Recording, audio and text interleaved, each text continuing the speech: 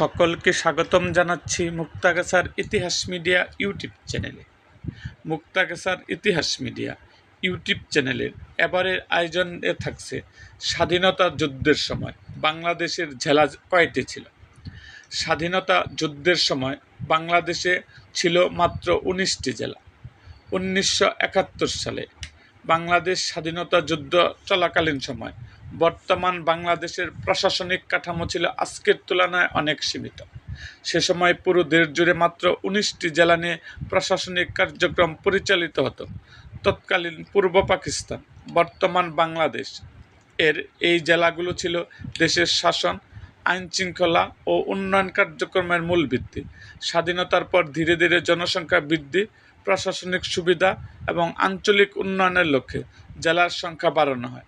বর্তমানে বাংলাদেশের জেলার সংখ্যা দাঁড়িয়েছে 64টি, যা স্বাধীনতার সময়কার তুলনায় 3 গুণেরও বেশি।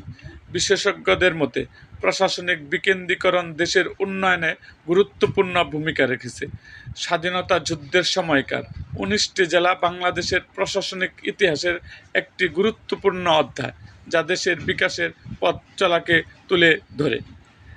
এরকম আরও ভিডিও পেতে এবং রাজনৈতিক অঙ্গনের নানা ঘটনা ও ইতিহাস জানতে আমাদের মুক্তাগাছার ইতিহাস মিডিয়া ইউটিউব চ্যানেলটিকে সাবস্ক্রাইব করুন এবং পাশে থাকা বেল আইকনটি বাজিয়ে দিন।